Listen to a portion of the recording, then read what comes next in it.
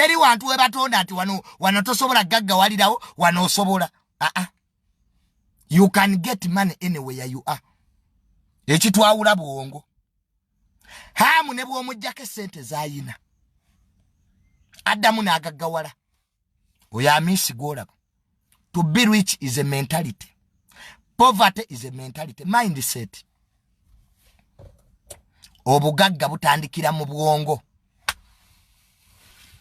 Toyinza funa buwumbi nga tobulootangako.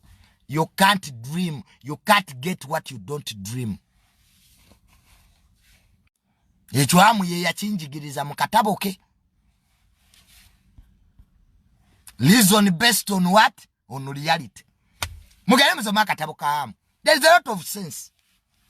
Hamu agamba. You can't tosobola kufuna kyotaloota. Kali buli wamu. Osobola gaggawalira the moment you have the right mindset. Waliwo abantu nga mwegobye ku mirimu naye nga gwe kizibu. Wano sobolawo emirimu mingi tukeera nnyo junior olaba wawe batakeera. N'abakola mu banka bakeera. Kati olaba gye batereka sente mu banka abantu bakeera. What about you? Junior, you every time you are complaining. Zabna sina kino. Nze junior ndaba. Nze sibisobola. Buli muntu kyasobola okukola naawe okisobola. You just have to believe in yourself. Fe twatandika ebintu bya blogging wano ku Facebook nga batuyita bayaye. Byabalalu. Ebyo ebintu bya social media byabalalu. Aba junior tebategeera. Tudde mu motoka ya mitwalo mukage ejja $1 Subaru mpya. Ndi mukumaliriza nyumba yange.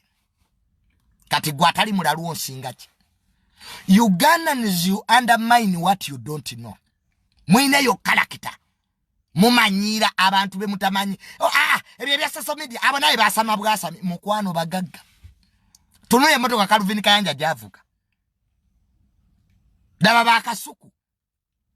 Social media ya tuta abantu ebweru. Otuka kwemba sokuwa visa omumerika kastatu na bwati nalaba numbers zoyina. Kategera nti wa somebody.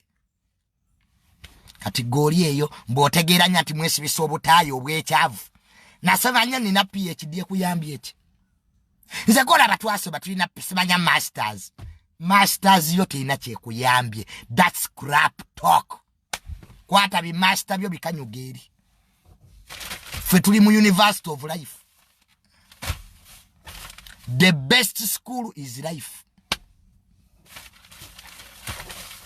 Ati bona dawo. Zenda soma nnyo. Ora zenda soma nnyo. Calvin Kayanja mulalu. Gwe mulalu. Omaye mu Uganda balalu temwagala kukiza ati buli balalu. But you are the one who is mad.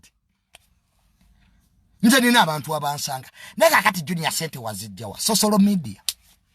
Tulangira abantu. Tufunye emikwano. Tufunye abantu abatuwagala. Omuntu nabeera mu America nakuwa $400 nga akwagala ngo omuntu. Social media erases boundaries. Ekibaganyo gagora muvuma abantu. Oli ku TikTok okola gwa kuwemula. No wemula nebitasana. Kati gwa ani anakwagala. Kwa buli omwe akutya. Kali nalabye kana akana kabasiru. Kamanyira nga kali Dubai.